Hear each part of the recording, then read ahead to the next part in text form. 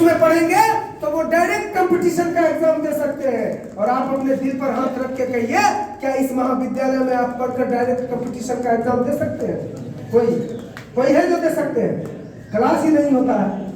Class अगर नहीं होता है तो उसमें जवाबदेह सिर्फ प्राचार्य महोदय का नहीं है, जवाबदेह आप लोग हैं। आपको पता होगा कि आपके कैंपस में जो टीचर बनकर आते हैं वो या तो नेट क्वालिफाइड होते हैं या तो पीएचडी करके आते हैं। जिस सब्जेक्ट को आप पढ़ते हैं उस सब्जेक्ट से वो डॉक्टरेट करते हैं, उस सब्जेक्ट में वो नेट क्वालिफाई करते हैं, उसके बाद आपके कॉलेज में पढ़ाने के लिए आते हैं। लेकिन आप लोग यहाँ क्लास नहीं करके प्राइवेट की ओर बढ़ते हैं। यही तो सरकार चाह रही है।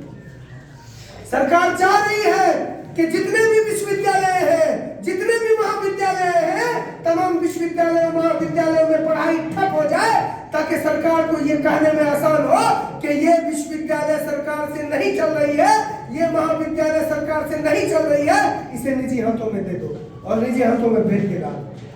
और निजी हाथों में जब बेच देगा तो आप लोगों को पता है कि अभी प्राइवेट स्कूल और सरकारी स्कूल में क्या अंतर है।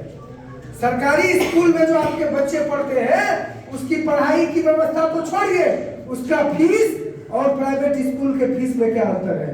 क्या आप जो सरकारी स्कूल में आपके जो बच्चे पढ़ते हैं उस और आप बीआरडीएवी में अगर नाम लिखाने जाइएगा, इनका लड़का बीआरडीएवी पढ़ा है, का कितना फीस है आप अंतर कर सकते हैं। क्या आपके कॉलेज में आपका फीस अगर बढ़ा दिया जाएगा, अभी मान लिया जाए अगर 100 से 200 कर दिया जाएगा तो आप लोग यहाँ मार करने लगिएगा, कहिएगा नहीं फीस कम करो, फीस कम करो। और प्रिंसिपल साहब को करना पड़ेगा, ललित मिथिला विश्वविद्यालय के डीसी को करना पड़ेगा। लेकिन प्राइवेट स्कूल में और जब ये प्राइवेट हाथों में चला जाएगा और प्राइवेट हाथों जिनके हाथों में ये जाएगा उसका फीस का निर्धारण जब वो लोग करेंगे तब आप लोग ये नहीं कर सकते हैं कि फीस कम करो, फीस कम करो। अगर आप लोग कह सकते थे तो जाकर बीआरडीएवी में कहिए कम करने के लिए, जाकर कहिए। और जितने भी प्राइवेट स्कूल हैं जहाँ धड़कने से मनमानी तरीके से पैसे वसूले जाते हैं, क्या आप वहाँ कम कर सकते हैं? यही डिफरेंस रह जाएगा जब आपका विश्वविद्यालय महाविद्यालय निजी हाथों में चला जाएगा तो इसके फीस का निर्धारण उसका डायरेक्टर करेगा। और आपके पास पैसे होंगे तो आप पढ़ेंगे, नहीं होंगे तो आप पढ़ाई नहीं कर सकते हैं। यही होने वाला है।